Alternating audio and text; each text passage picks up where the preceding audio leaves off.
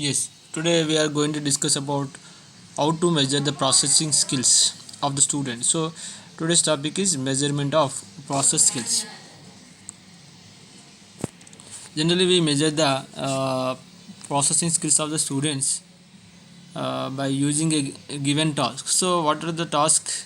Whatever task we give, from the task only we have to prepare some learning indicators like using the checklist, rating skills, and other tools of measurement or evaluation. So to measure the processing skills or process skills of the students, we have to give some task. You based on the task, we have to prepare the checklist, rating skills using the learning indicators. So when we want to measure the process skills of the students, we have to uh, give a task to the students. Based on the task, nature of the task depends upon the nature of the task. We have to prepare the some specific learning indicators which is relevant to the task using the checklist and rating skills. Depends upon the nature of that task, we have to prepare the checklist or rating skills. Then we have to give that task to the students. Then we have to measure the process skills of the students. So how to assess the students process skills? You give the task to students, then specific learning indicators like these four should be evaluated in the task or is the measurement. First one is task specific to the learning indicators. First one is assembles the operators correctly or not, whether the student is able to assemble, arrange the material or what equipments properly or not in a proper way. We have to check, that is we have to mention either yes or no by observation. Then after, handles operators correctly, whether the student is able to handle the equipments, laboratory work or operators material properly or not, we have to check and we have to give the either it is yes or no. Then after, measure the whether the student measures with precision or not. Is the student is taking the measurements uh, or precision using properly or not, we have to check, and interprets data correctly or not. So yes, no are there. So we have to, from our observation what we observed, and we have to put a right mark for the yes or no. So this is what a task indicator, learning indicator we have to follow. In rating scale also, we can use to assess the or measure the process skills of the students using 5-point rating scale, that is followed sometimes. The 5-point rating scales will be always the third is the average one, the first, second, fourth, fifth indicates the first one is uh, poor, the second one below average, the first one, second one is average, third indicates the good, the fourth one is very good, the fifth one is excellent. So based on this marks, we can assess the uh, uh, students processing skills using the rating scale. Have a look at one type of rating skill specific to some task. If we give a task to the students, this rating scale can be used to assess the process skills of the students. So after giving a task, we have to observe using this rating scale, using these learning indicators. Setting up of the operators, how the student is setting the operators, good, below average, average, very good or excellent, we have to check, depends upon the observation.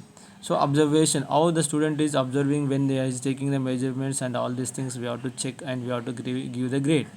Measurement of the data, how the student is measuring the data, we have to check. Reporting of the data, how the student is reporting the taken data from the equipment, from the experiment or task. Interpretation of the data, how the student is, we have to check all these things. Last one is drawing of the conclusion, how the student is able to conclude the data.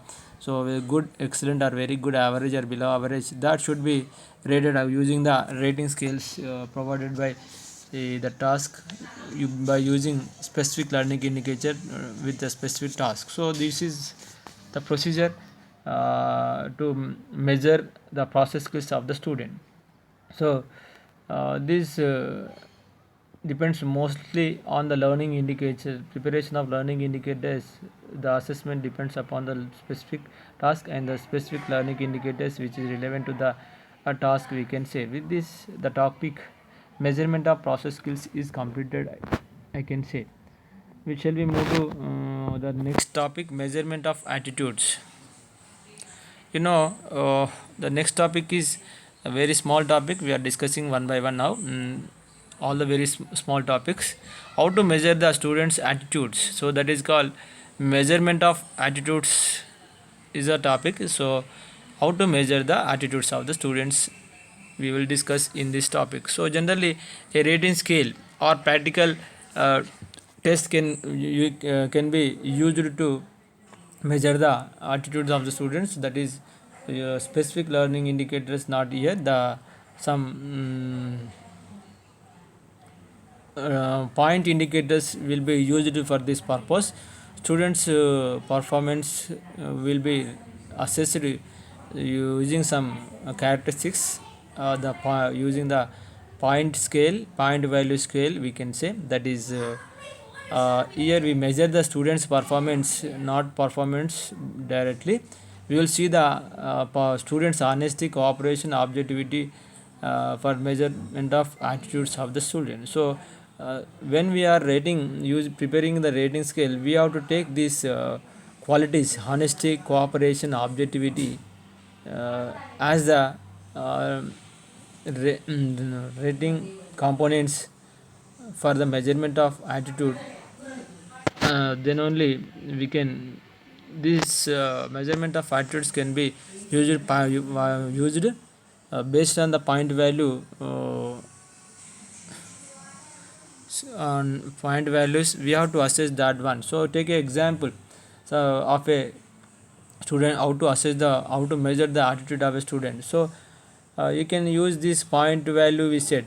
We can use this rating scale or a practical test using the point value scale. Just have a look on the point value scale, how it would be. The first one, you take that, take a table, rating scale, point indicator. The point indicator is strongly agree, positive attitude maximum is 5 and negative attitude items is 1. So based upon that one, how like that, 1 2 3 4 5, maximum is 5 and minimum is 1. Strongly agree means for negative attitude items 1 and positive attitudes 1. Mildly agree 4 and negative, reverse way we are going. See, positive we have to give 5 maximum, for negative items we have to give uh, maximum in opposite direction. You have to follow 5 4 3 2 1 for positive attitudes. If the positivity is more, then we have to give 5. If positivity is reducing, then 4. Depends upon the reducing rate of the positive indicator, we have to give the score. If the positivity is more, we will give maximum score. Otherwise we will reduce the score. Maximum is 5. So for strongly agree we will give 5, mildly agree 4, undecided 3, that means dilemma. Disagree means negative, that is 2. Strongly disagree means 1. For strongly agrees for negativity items. So this is a reverse way of reading the measurement of attitudes, we can say. This is depends upon the point values and point indicators, we can say. So this is one type of measurement of attitudes. So with this topic is also completed, and we'll move to the another topic, portfolios. So and portfolios, already we have discussed in what self development project also. uh, they where your topic is covered for a record also. Portfolio, it's a and its role in evaluating the students performance, we are discussing.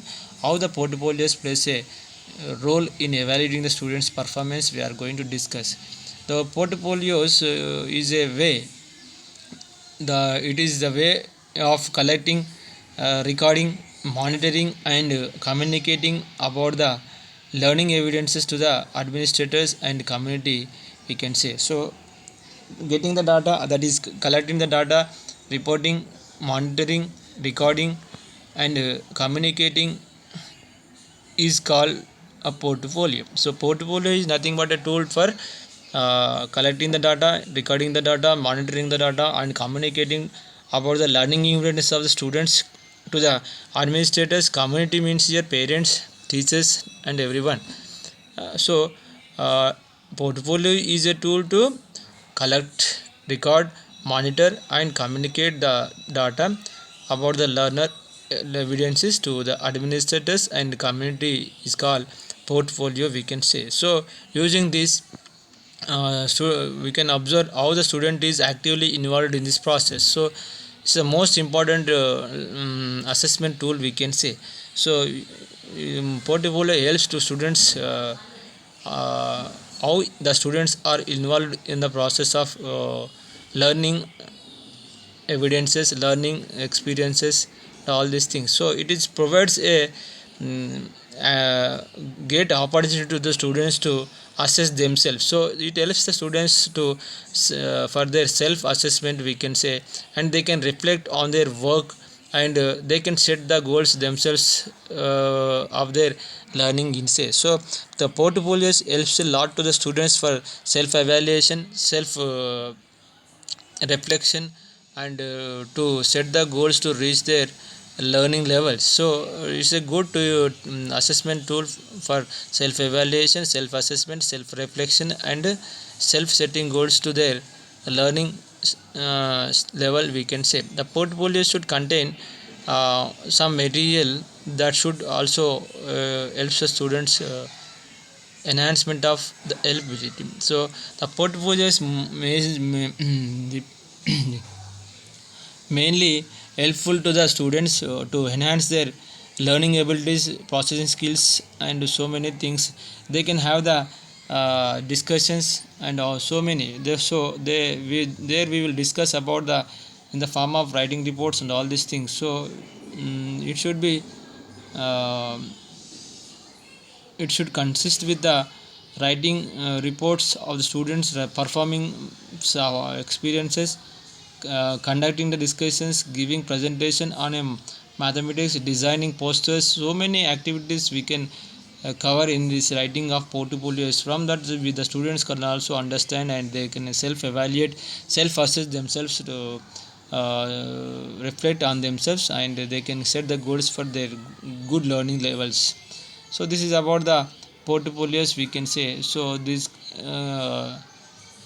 can be prepared by the teachers. So portfolios will be always prepared by the teachers by their careful observation. So in preparation of portfolios, the teachers plays a major and vital role. So the when the teacher is writing preparing the portfolios, they should have the keen observation in the on the behavior of the students and on the learning evidences of the students uh, when he is communicating or interacting with the students in a particular task. So the report, whatever the student, whatever the teachers write in, that becomes a here the portfolio. So the portfolio gives the complete structure and behavior and the learning styles, learning levels, learning strategies of the learner, we can say. So this is about the portfolios. Then how to evaluate the portfolios is the important here in our topic. So there are two types of evaluations here: self evaluation and conferences with the community, we can say. Though let me explain how to evaluate self by their own. So the self evaluation is nothing but students by their own. So evaluation by their own by the students is called here self evaluation. Teachers have to help the students to evaluate or assess themselves by the students. So the teacher's role is here in self evaluation. We should encourage, we should help, the teachers should help the students to assess themselves in the portfolios. This is the main thing, we can say. The students can also identify their major strengths and challenges to be improved. So the self evaluation procedure of portfolio is, first thing is, first type is self evaluation. Here the students gets more knowledge, and they can assess themselves, and they can set the goals to improve or reach the challenges, we can say. So teachers has to help the students to assess their levels perfectly. So the teacher role is important in the self assessment of the portfolios of the students, we can say.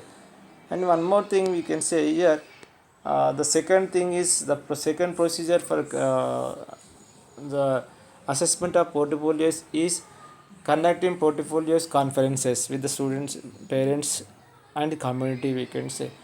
So the these type of activities helps the students. The portfolio conference helps the students not only for evaluation, it helps the students to improve their self evaluating abilities, we can say.